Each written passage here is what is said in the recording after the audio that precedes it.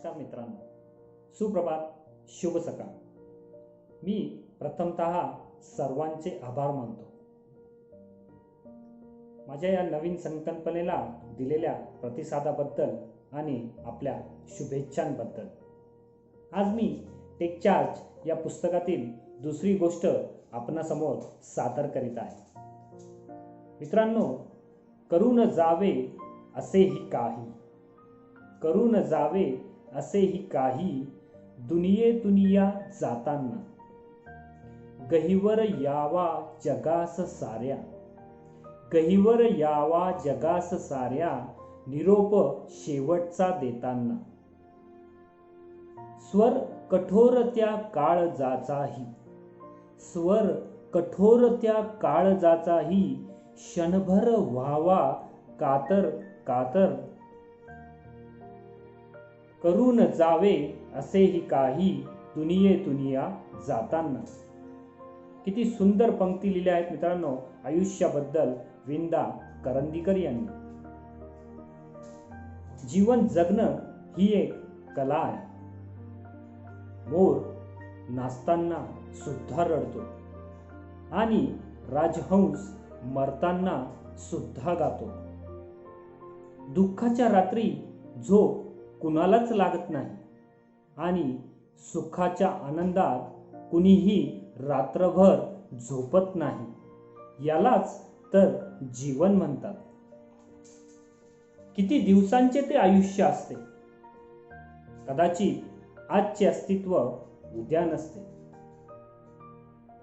आणि या गोष्टीचे शीर्षक आहे मित्रांनो, व्यक्तिमत्व आणि चरित्र. आयुष्यातील वर्ष वाढली म्हणजे जगण्याची कला अवगत झाली असे नव्हे.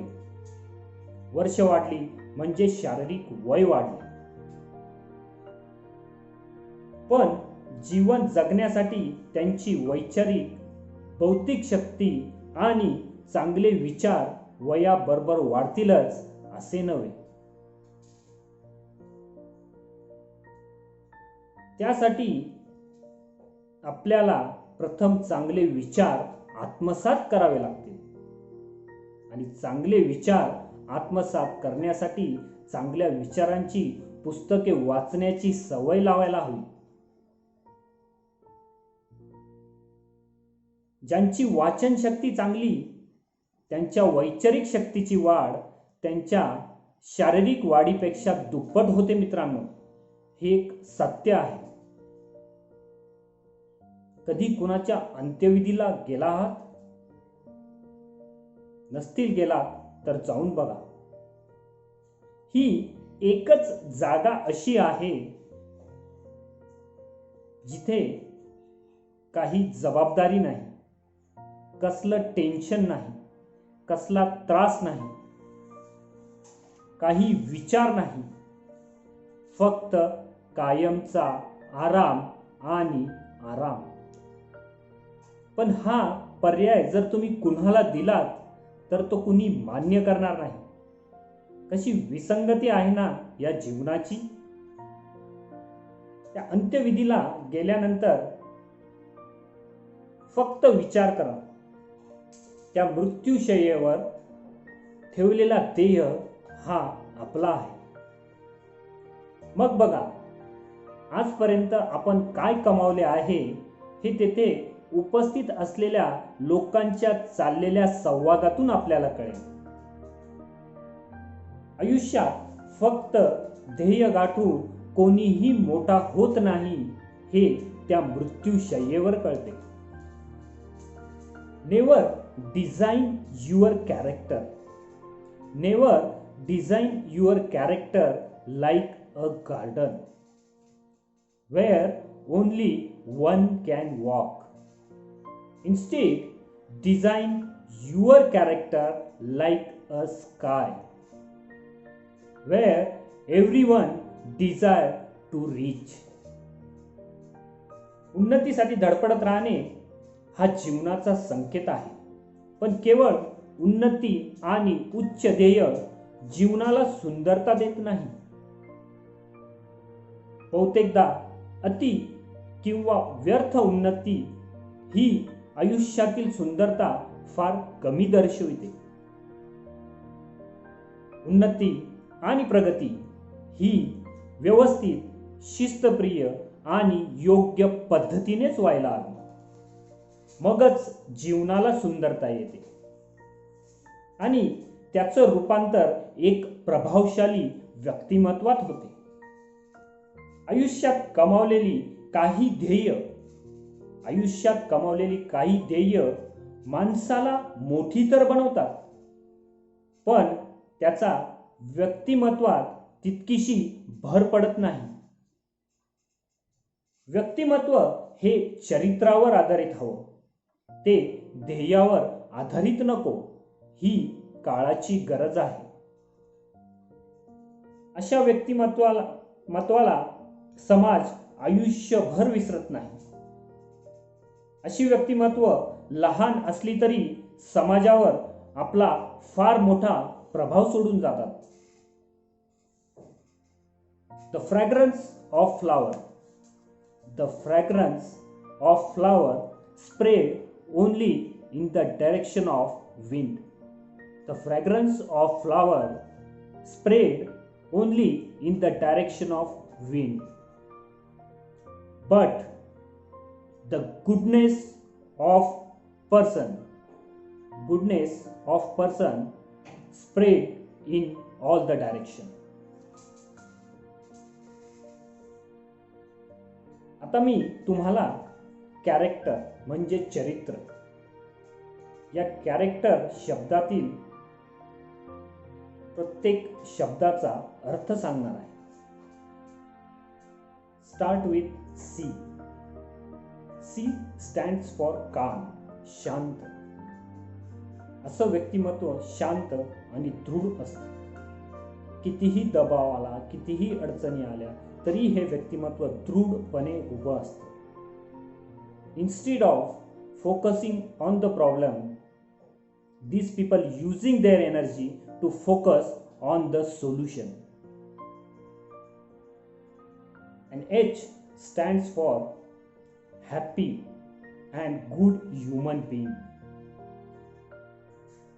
Before becoming a great person in any field, you should be a good human being.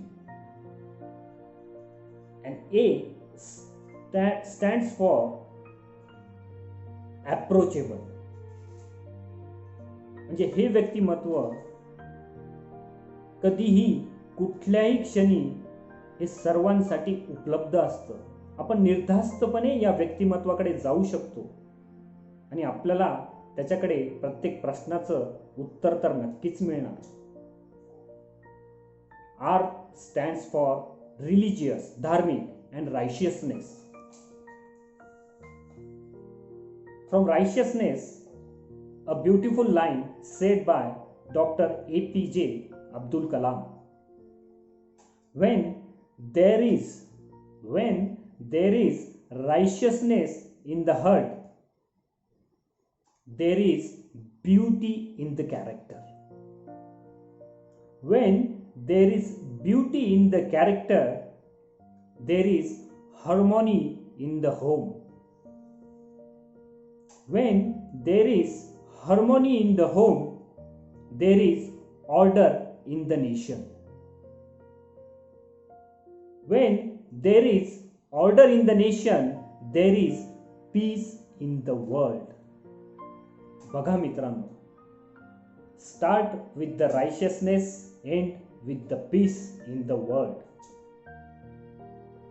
A stands for active. C stands for confident, आत्मविश्वास, दृढता. T stands for timely, punctual. अशा व्यक्तिमत्वाला स्वतःच्या वेळेबरोबरच इतरांच्या वेळेची तितकीच किंमत असते. E stands for energetic, उत्साही, प्रफुल्लित. हे व्यक्तिमत्व सकाळी उठल्यापासून रात्री झोपेपर्यंत तुम्हाला प्रफुल्लित आणि उत्साही हीच दिसेल. R stands for रिस्पेक्टफुल, आणि अशा व्यक्तिमत्वाबद्दल तुमच्या मनात कायम आदर असेल. आणि अशा प्रभावशाली व्यक्तिमत्वासाठी चांगल्या विचारांचा पायाही तितकाच भक्कम असायला हवा.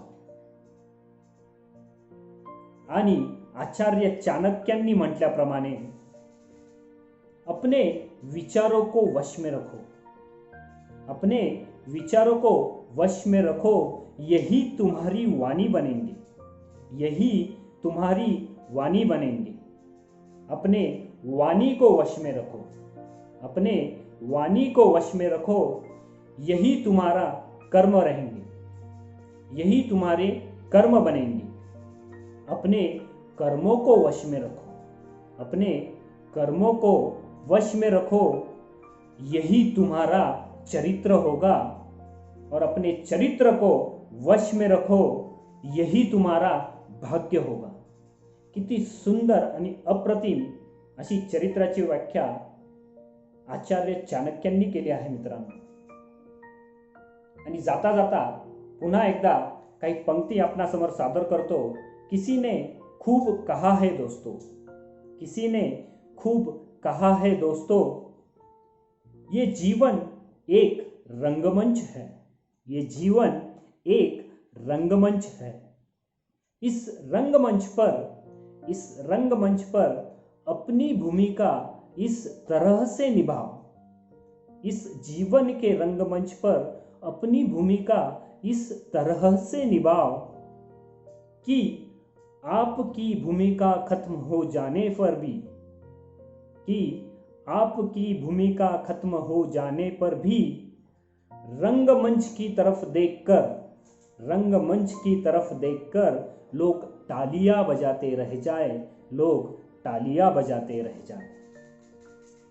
बी the best personality. Thank you very much. Be safe, take care of yourself. फिर मिलेंगे एंड टेक चार्ज.